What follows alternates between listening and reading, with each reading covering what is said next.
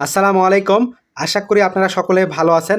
আলুর আপডেট বাজার তুলে ধরার জন্য নতুন একটা ভিডিওতে চলে আসলাম আপনাদের মাঝে। তো আজকে 1 জুন 2025 রোজ রবিবার জানিয়ে দেবো আজকের আলুর আপডেট বাজার। আমি যে বাজারটা তুলে ধরি এটা কিন্তু একদম কৃষক পর্যায়ের বাজার।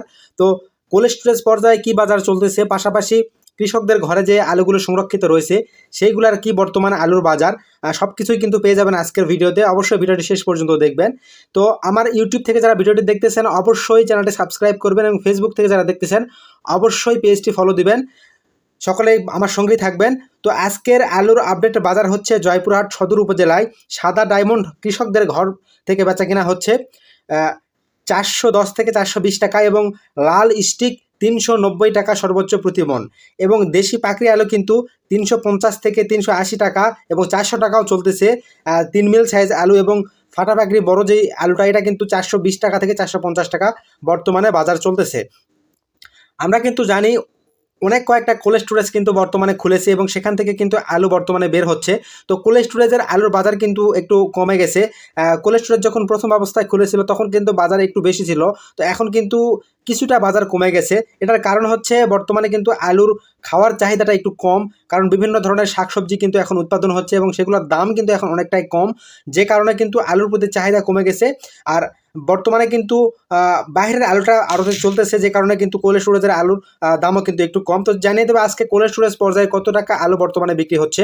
কোল্ড স্টোরেজ পর্যায়ে সাদা ডায়মন্ড আলু বেচা কেনা হচ্ছে 17 টাকা থেকে 17 টাকা 50 পয়সা, যেটা কিন্তু 18 টাকা 50 পয়সাও কিন্তু দাম ছিল প্রতি কেজিতে। তো 17 টাকা পর্যন্ত কিন্তু বর্তমানে বেচা কেনা হচ্ছে, যেটা একদম ভালো আলু সেটা কিন্তু 17 টাকা 50 পয়সা পর্যন্ত সর্বোচ্চ কিন্তু প্রতি কেজিতে বেচা কেনা হচ্ছে কোল্ড স্টোরেজ থেকে।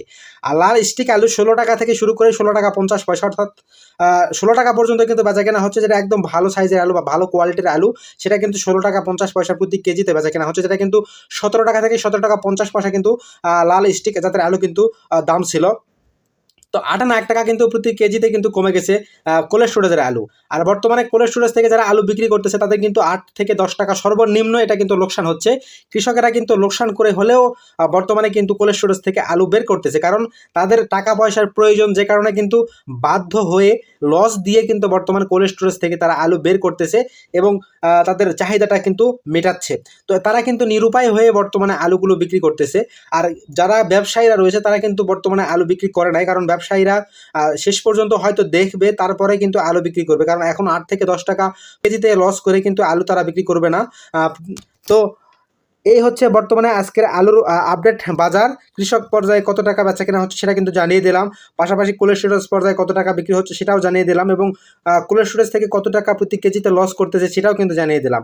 আর একটা বিষয় হচ্ছে 6 টাকা 75 পয়সা কিন্তু প্রতি কেজি যে ভাড়া নির্ধারণ করা হয়েছিল সরকারি কর্তৃপক্ষ থেকে, তো সেটাই কিন্তু বর্তমানে তারা নিচ্ছে। একে তো আলুর দাম কম, লস, তারপরে আবার কিন্তু ভাড়া বৃদ্ধি বা ভাড়া বেশি নিচ্ছে। এটা কিন্তু খুবই হতাশাজনক একটা কথা, কারণ এবছরই যে ভাড়া বৃদ্ধি করবে সেটা কিন্তু কৃষকেরা শুরু থেকেই আন্দাজ করে আসতেছিল এবং কৃষকেরা মনে করেছিল হয়তো বা কিছুটা হলেও তারা কম নেবে, কিন্তু যেটা সরকারের নির্ধারিত ফি বা ভাড়া সেটাই কিন্তু স্টোর কর্তৃপক্ষ নিচ্ছে বর্তমানে। তো এমনি থেকেই কিন্তু 8 থেকে 10 টাকা লস করতেছে, আবার ভাড়া বেশি, এটা কিন্তু কৃষকদের প্রতি বা ব্যবসায়ীদের প্রতি কিন্তু একটা জুলুম বলা চলে। তো কৃষকদের আসলে বলার কিছু নাই, করার কিছু নাই, তারা লস দিয়ে হলেও কিন্তু আলু বর্তমানে বিক্রি করতেছে এবং সামনেও কিন্তু করবে। তারা কিন্তু নিরুপায় হয়ে আছে, কারণ সিজনের শুরু থেকেই তারা লস দিয়ে আলু বিক্রি করে আসতেছিল, সেটা কিন্তু আপনারা জানেন। আর নেপালে কিন্তু মোটামুটি আলু রপ্তানি হচ্ছে, এটা কিন্তু আপনারা সকলে অবগত আছেন।